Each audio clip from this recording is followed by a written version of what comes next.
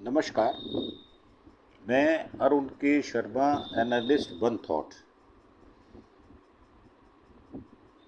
Iran और Israel के झगड़े में जो लड़ाई हुई उनकी आपस में, तो पुतिन साहब को भी बीच में इंटरप्ट करना पड़ा। और अभी पुतिन साहब ने ईरान के मामले में मदद करने के लिए फ़ोन किया है। ये बात डोनाल्ड ट्रंप साहब ने रूसी नेता पर कटाक्ष करते हुए कही है। ईरान इजराइल की गुत्थी सुलझने के बाद ट्रंप ने एक बड़े कदम की ओर बढ़ाते हुए कहा है, यूक्रेन पर रूस के युद्ध को रोकना यह एक ऐसा वादा है जिसके कारण उन्हें दूसरे कार्यकाल के लिए चुना गया है। उन्होंने मकसद ही बता दिया, मेरा मकसद ही यही है, मुझे चुना ही इसीलिए गया है। अब जो युद्धरत देशों के बीच कम से कम एक शांति समझौता कराने के इच्छुक हैं, तो मंगलवार को घोषणा की उन्होंने कि उन्होंने ईरान इजराइल संघर्ष में मदद के लिए व्लादिमीर पुतिन के प्रस्ताव को ठुकरा दिया तथा उसके बजाय उन्होंने रूसी राष्ट्रपति को याद दिलाया कि यूक्रेन में युद्ध को समाप्त करने के लिए उन्हें उनकी मदद की आवश्यकता है। उन्होंने उल्टा ही उनको कह दिया। हालांकि उन्होंने जो कहा वो सराहनीय है और उसकी तारीफ होनी चाहिए, क्योंकि युद्ध कोई बहुत अच्छी बात है नहीं। अब नीदरलैंड में नाटो शिखर सम्मेलन के लिए जाते समय एयरफोर्स वन में सवार पत्रकारों से बात करते हुए ट्रंप ने दावा किया कि पुतिन ने उन्हें फ़ोन किया और पूछा, क्या मैं ईरान के मामले में आपकी मदद कर सकता हूं? तो अमेरिकी राष्ट्रपति ने कहा, उन्हें तुरंत जवाब दिया कि नहीं नहीं, मुझे नहीं, ईरान के मामले में मदद की ज़रूरत नहीं है, मुझे आपकी मदद की ज़रूरत है। और वास्तव में उन्होंने ऐसा नहीं किया।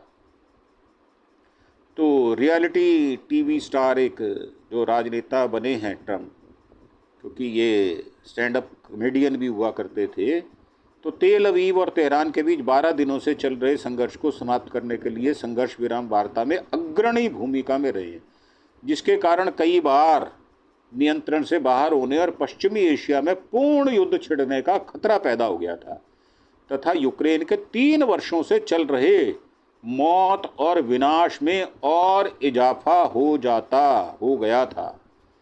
तो उसके लिए उन्होंने कहा कि ट्रंप और उनकी टीम ने कथित तौर पर युद्ध विराम की शर्तों को तय करने के लिए इजराइल के बेंजामिन नेतन्याहू और ईरान के सर्वोच्च नेता आयतुल्ला अली खामेनी से बात की, लेकिन फिर भी उन्हें कठोर बातचीत करनी पड़ी, क्योंकि दोनों पक्षों ने घोषणा के कुछ ही घंटों के भीतर समझौते का उल्लंघन करना शुरू कर दिया था, जिसे हम भी अच्छा नहीं समझते।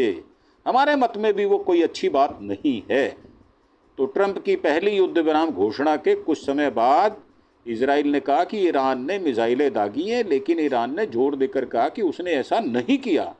इसके बाद इजराइल ने जवाबी कार्रवाई में हवाई हमलों का आदेश दिया और लड़ाकू विमानों को हवा में उड़ा दिया, इससे पहले कि उग्र अमेरिकी राष्ट्रपति ने अपना एक बम, जिसको एफ बम, वो गिरा दिया।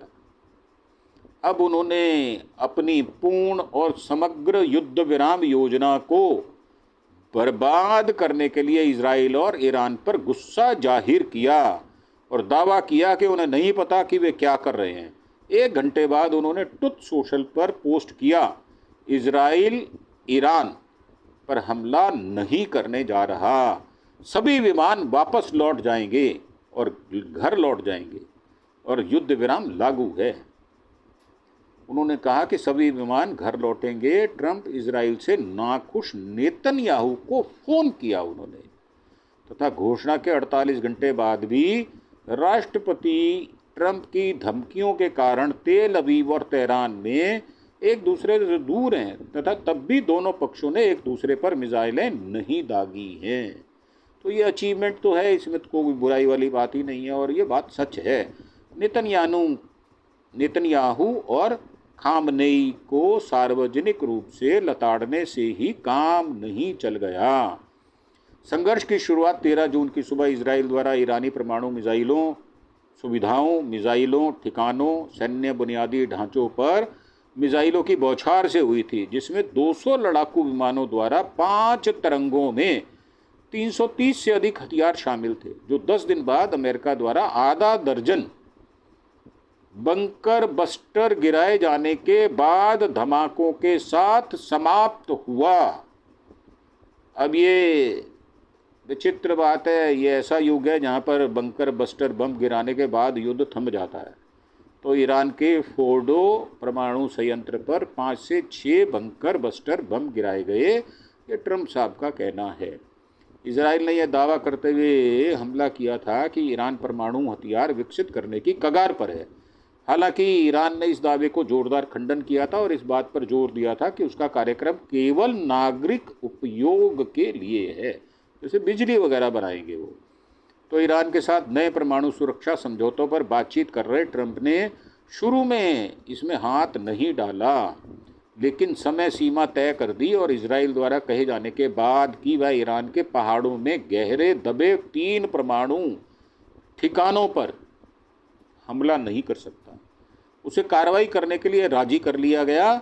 इजराइल ने कहा कि केवल अमेरिका के बंकर बस्टर ही ऐसा कर सकते हैं।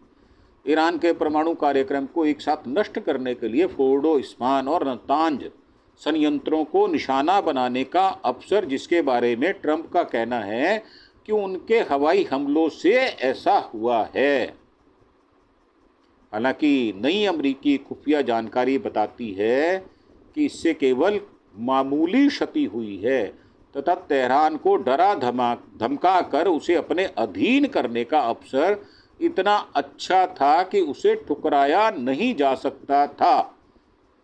तो यहाँ पे दफ़ा जरकान लगाई गई है या वास्तव में कुछ किया गया है। तो ईरान का संदेश है, जब अमेरिका और इजराइल 400 किलोग्राम हथियार ग्रेड यूरेनियम की तलाश में है, लेकिन कतर में अमेरिकी बेस पर हवाई हमला करने के बाद, जिसे अमेरिका ने तेहरान द्वारा किया गया सम्मान बचाने का प्रयास माना जाता है और कोई प्रतिक्रिया दी ही नहीं, ईरान ने संकेत दिया कि उसका परमाणु कार्यक्रम नष्ट हुआ ही नहीं। इस सप्ताह खामनेई ने करीबी सूत्रों ने कहा है कि खेल अभी खत्म नहीं हुआ। जब यह बात सामने आई कि 60% संवर्धित यूरेनियम का 400 किलोग्राम का भंडार गायब हो गया, कहाँ चला गया, तो ट्रंप का रूस यूक्रेन सिरदर्द बना हुआ है। तो भाई साहब सेरिडॉन खाओ, पैरासीटामोल आती है उसको खाओ, सिरदर्द ठीक हो जाएगा। ऐसे सिरदर्द सही नहीं होगा, आपको सेरिडॉन खानी पड़ेगी या कैलपॉल खानी पड़ेगी। कैलपॉल खा लो या क्रोसिन खा लो। तो इस बीच ईरान इजराइल की गुत्थी सुलझ गई है।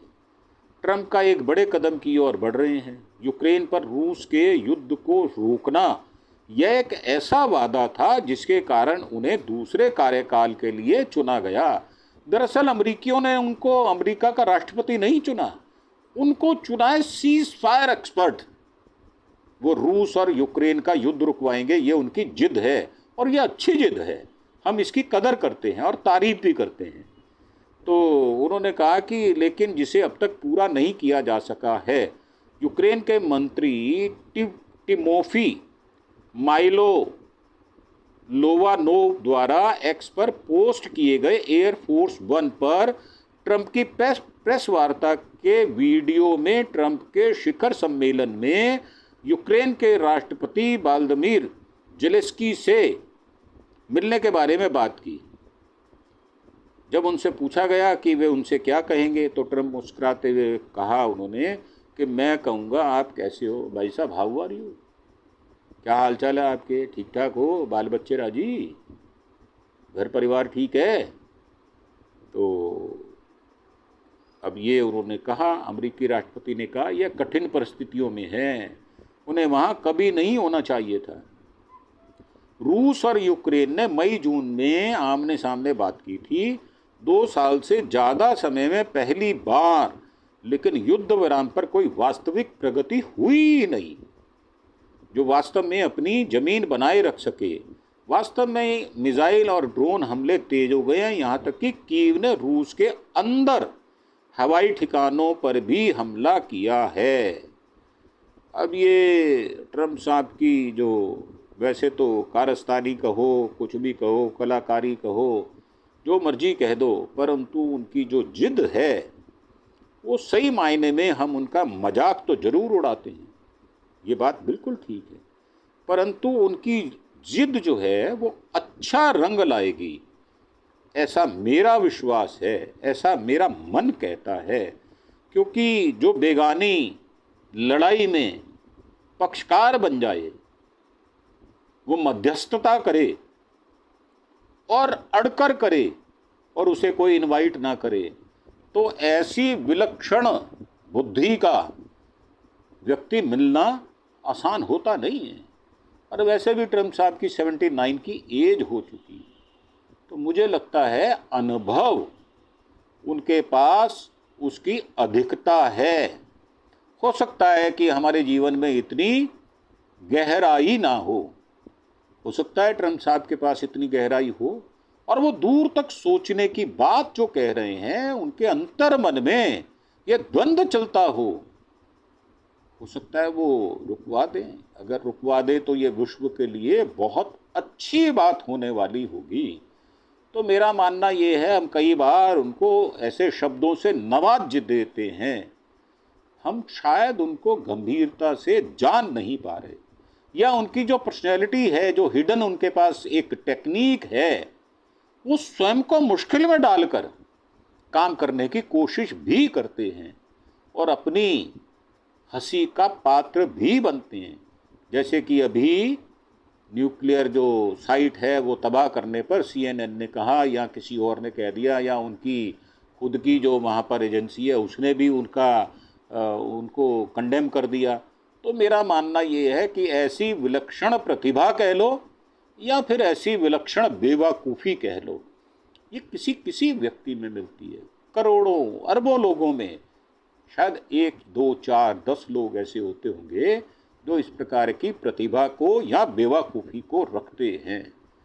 तो ऑल द बेस्ट ट्रम्प साहब, मेरी तरफ से आपको बहुत बहुत कॉन्ग्रेचुलेशंस हैं एडवांस में।